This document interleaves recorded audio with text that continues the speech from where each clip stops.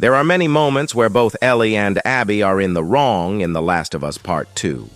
Both of these characters lose a lot in their quest for vengeance.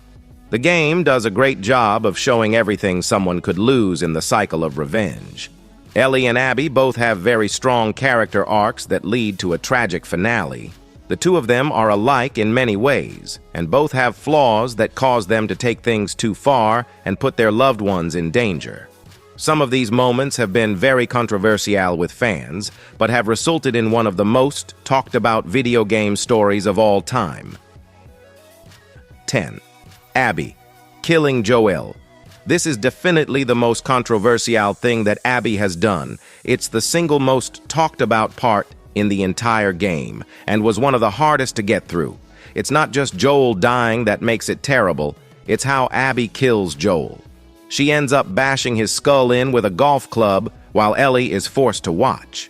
Completing the game makes this moment even more brutal, as players realize how Ellie and Joel's relationship was in the process of being rebuilt. Abby took Joel away from Ellie similarly to how Joel takes away Abby's father. 9. Ellie pushing Joel away. This can almost be justified, as it was extremely hard for Ellie to deal with the pain of Joel lying to her about the events that took place in the hospital in the first game. However, Joel was really trying to show that he loved Ellie. He truly did, and he was just looking out for her because she was like a daughter to him. Joel's actions were terrible, and he was no hero, but everything he did was to ensure Ellie's survival, and she should have realized that sooner before it was too late. 8. Abby shooting Tommy. After finding her friends dead and discovering the map Ellie had used to find them gives clues as to her whereabouts, Abby once again chases revenge. She nearly kills Ellie after sparring her and Tommy in the past. Abby shoots Tommy after he tries to attack her and gives Ellie a chance to run. This set a really bad example for Lev, who is very young and not exactly up to speed on the situation that took place months prior to meeting Abby. 7. Ellie chasing revenge again. After being sparred once again by Abby, Ellie lives a peaceful life with Dena. She's still haunted by the past and lives with constant flashbacks of Joel's death. Tommy visits Ellie and Dena with a lead on Abby's location. This kickstarts the cycle of revenge once again. Dena is unable to convince Ellie to stay. This was a bad choice by Ellie, as she should have just let go of the past and tried to move on. Abby gave Ellie 2 chances, even after her friends were brutally killed. Hopefully, she'll be able to find peace again in the future or a part 3. 6. Abby killing Jessie. Thankfully, Tommy was able to survive the confrontation with Abby. However, Jessie unfortunately did not. He was one of the more memorable new characters that didn't exactly have a ton of backstory and time in the game. Jessie was understanding and truly cared for both Dena and Ellie. It's a shame that he died in such a brutal way. That was a result of Ellie's quest for revenge. It was still terrible for Abby to kill him. 5. Ellie brutally killing Nora. Nora was the first person involved in the death of Joel that Ellie was able to track down.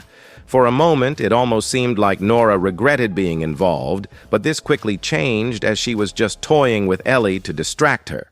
This angers Ellie to the point where she goes full-on slasher mode and chases down Nora. They both end up falling into a part of the hospital where they're both exposed to spores. Ellie reveals her immunity and watches as Nora becomes infected. Ellie could have just let this happen, but instead, she chooses to brutally murder Nora with an axe. 4. Abby nearly killing Dena. During her fight with Ellie, Abby quickly gets the upper hand. Dena comes to the rescue and nearly is killed as Abby holds a knife to her throat. Had it not been for Lev telling Abby to move on and spare Dena, things could have gone a lot worse. It's good that Abby was able to let go of her hatred and anger to spare a pregnant woman, unlike Ellie. However, she would have definitely done it if she didn't have someone to pull her back to the light. This would have kept the cycle of revenge going on and would have resulted in Ellie's world being torn apart even more. 3. Ellie killing Owen. Ellie's quest for revenge led her to her final location, the aquarium. She was completely sure that Abby was going to be there, but was unfortunately wrong. Instead, Ellie finds Owen and Mel there and attempts to question them about Abby's whereabouts. This ends up going wrong and results in Ellie killing Owen while trying to interrogate him. This scene really shows how lost Ellie has become and how she's starting to lose complete control of herself while trying to get justice for Joel. 2.